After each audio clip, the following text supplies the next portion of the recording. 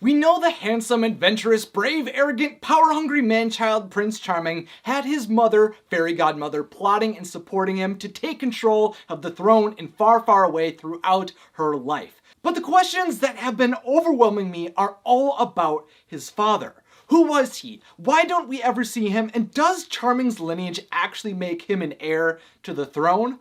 All these questions and more will be explored as we theorize about the world of Shrek and travel to a land far, far away. Hello, I'm Isaac from Wotso videos, where we discuss fun topics for fun people. I'm focused on spreading magic by discussing Disney and occasionally DreamWorks, so if you're new here, consider following my adventures on Instagram and subscribing. When this video releases, I will be in Disney World with my family, so if you'd like to stay up to date with all of the magical moments I experience, definitely go follow me over there. Right now, let's focus back on Prince Charming. You know, the one who is overcome with his love for Cinderella, who searches an entire kingdom to find her, and who loves and supports— You remember my son, Prince Charming? Oh yeah, we're not doing a full story on Prince Charming. We're here to talk about Charming and the identity of his father. From the first moments we see Prince Charming, we know that he feels that he's destined to be a hero and a ruler. And as we see his story progress, it feels like the Fairy Godmother has led him down this path.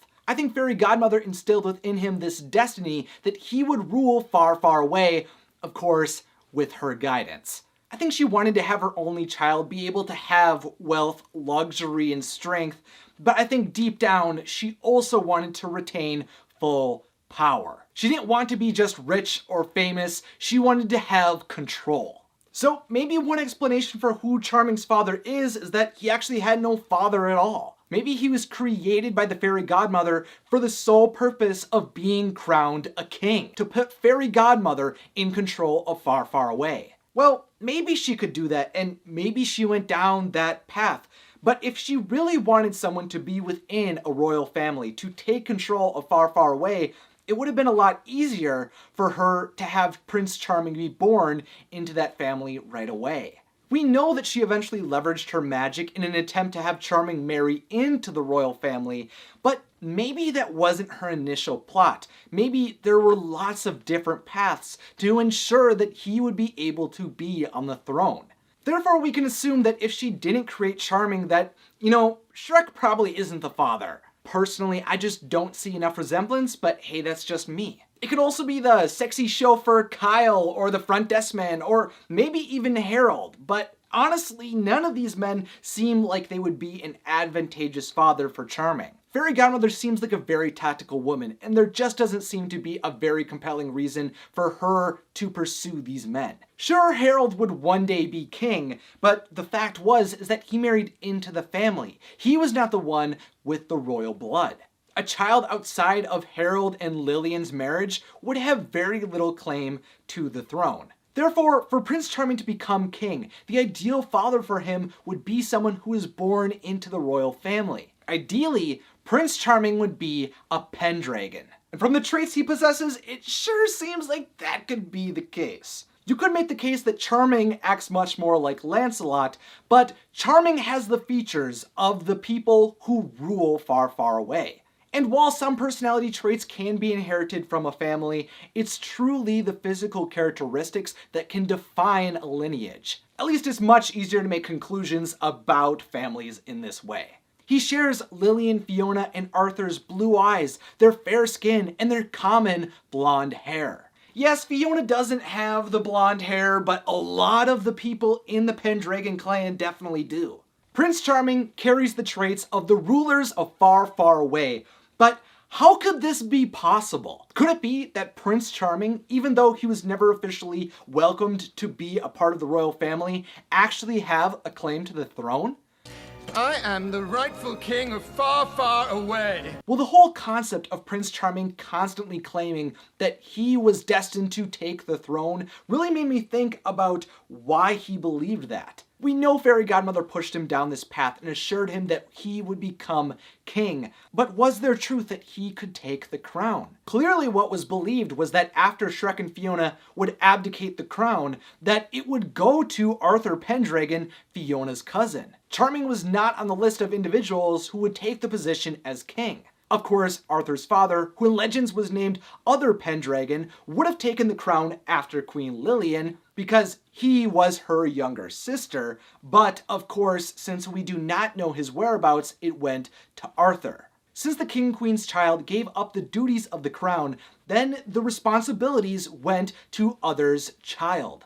But of course, then the question remains, how does Charming fit within any of this? Where does he believe that he lives within the line of succession? Who did Fairy Godmother get to be Charming's father? If Charming was actually born into the royal family and was next in line for the throne by birthright after Shrek and Fiona, which seems very likely since he has the features of the royal family, then he is most likely the elder son of Queen Lillian's brother and the father of Arthur, Other Pendragon. I don't think Fairy Godmother would leave the fate of her son in the balance of one single plan. I think she probably worked out many paths to the throne. And I think the first one she set into motion was to have her child be a part of the royal family she hoped to infiltrate. I think either through her fame or her magic, she was able to seduce Other Pendragon and make sure that Prince Charming was his son. All the lengths she'll go for her child, I suppose. Through that effort, by having Prince Pendragon be Charming's father, she ensured that he would have the opportunity to be able to claim Far, Far Away as his own. But if Charming actually was a Pendragon, why wouldn't Fairy Godmother and Charming reveal that to the world? While being born into the royal family got Charming close to the throne, his spot in the line of succession kind of degraded once other people began to have children.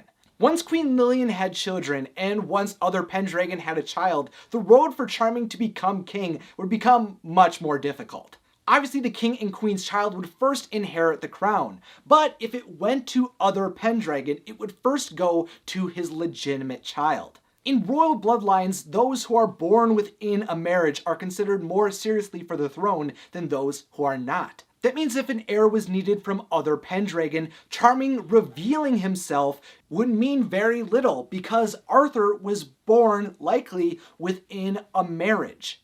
Arthur, as the firstborn child of a legitimate marriage, would then become king.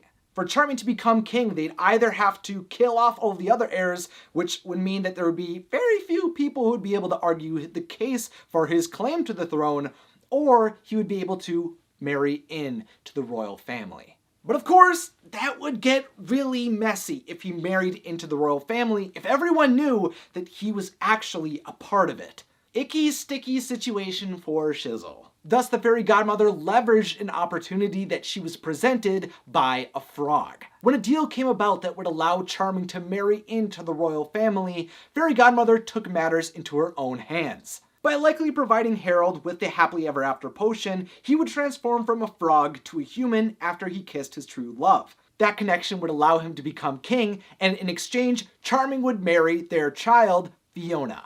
But why wouldn't others stop Charming from marrying his niece? Why would he not attempt to try to protect his family and the kingdom from the child he created? Now, this theory implies a lot of messiness in the family, and it only gets more dark and dangerous once we go deeper within it as we explore what happened to Other.